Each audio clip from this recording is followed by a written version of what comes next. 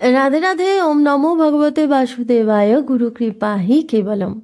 শ্রী শ্রী গুরুদেবের আশীর্বাদ নিয়ে, শ্রী শ্রী রাধারানীর আশীর্বাদ নিয়ে আজ শ্রীমদ্ ভগবদ গীতা দ্বিতীয় অধ্যায়ের ৭০ নম্বর শ্লোকটি ব্যাখ্যা সহ পড়ে শোনাচ্ছি। জয় রাধা বল্লভ। শ্রীহরিবংশ। মননশীল সংযমী ব্যক্তি সংসারকে রাত্রিরূপ দেখেন। এতে প্রশ্ন আসে যে তিনি কি সাংসারিক বস্তুসমূহের সংস্পর্শে আসেনি না? যদি না আসেন তবে তার জীবন নির্বাহ হয় কিভাবে? আর যদি সাংসারিক সম্পর্কে থাকেন তাহলে তার স্থিতি কি হয়?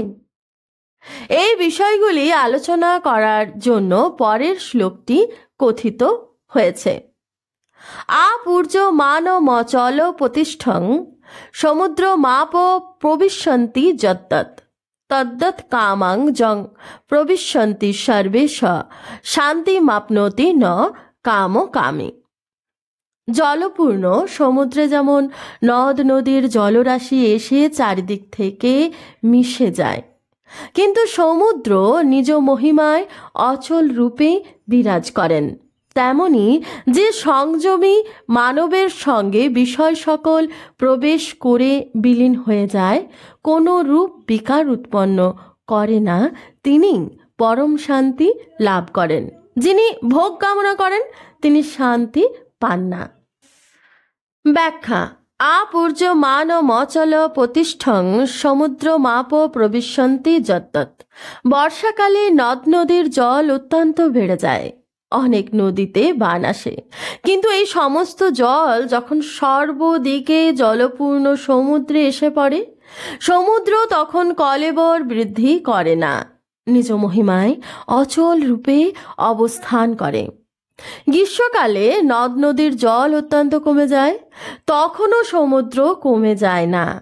অর্থাৎ নদ নদীর জল বেশি পরিমাণে আসতে বা কম পরিমাণে আসতে, অথবা না আসাতে, কিংবা বারো বা নল অর্থাৎ জলের প্রকটিত অগ্নি এবং জল দ্বারা শোষিত হওয়া সত্ত্বেও সমুদ্রের কোনো তফাৎ কিন্তু হয় না। এটি বাড়েও না বা কমেও না। সমুদ্র নদ নদীর জলের অপেক্ষা রাখে না, এটি সর্বদা একই প্রকার পরিপূর্ণ থাকে এবং নিজ মহিমা ত্যাগ করে না। তদ্দৎ কামা য প্রবিশন্তি সর্বেশ শান্তি মাপনতি।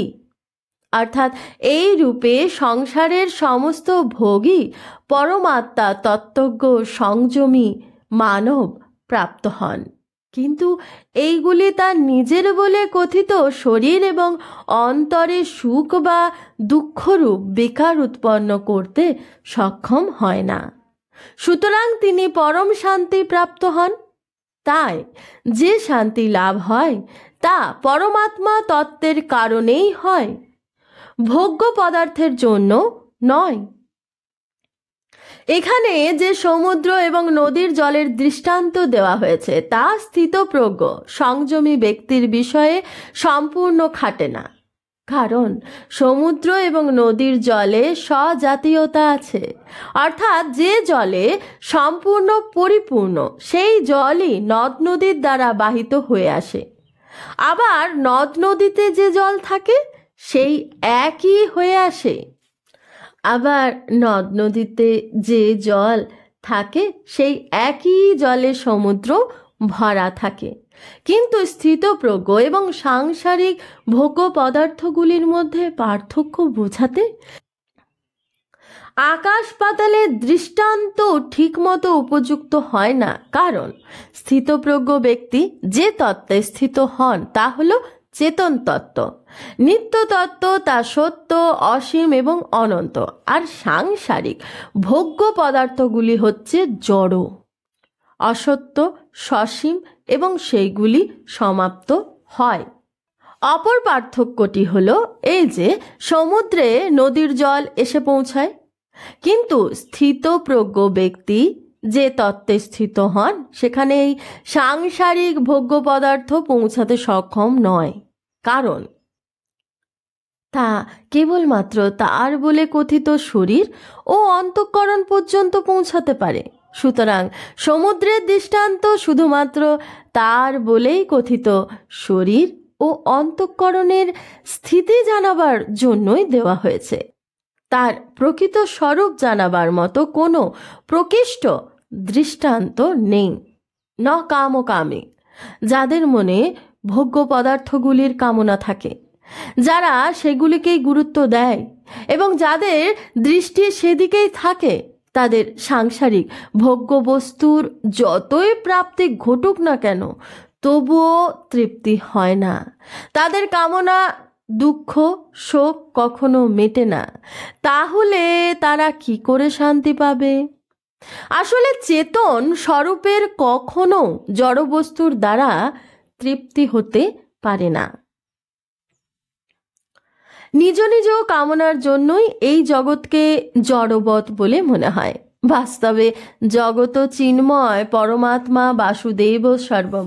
বাস্তবে জগৎ চিন্ময় পরমাত্মা বাসুদেব সর্বম সৎ সচ্চাহম অর্জুন।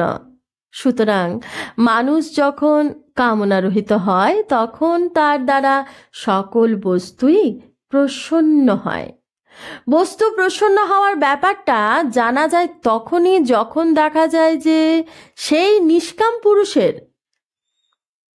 প্রয়োজনীয় বস্তুগুলি সময় মতো আপনি তার কাছে পৌঁছে যাচ্ছে। তার কাছে গিয়ে সফল হবার জন্যই সেই বস্তুগুলি লালায়িত থাকে। কিন্তু কামনারহিত হওয়ায় বস্তুসমূহ প্রাপ্ত হওয়ায় বা না হয় তার মধ্যে কোনো বিকার উৎপন্ন হয় না। তার দৃষ্টিতে বস্তুসমূহের কোনো গুরুত্বই নেই। এর বিপরীত হলো কামনা সম্পন্ন মানুষেরা বস্তু প্রাপ্ত হোক বা না হোক তাদের মনে সর্বদাই অশান্তি বিরাজ করে। রাধে রাধে।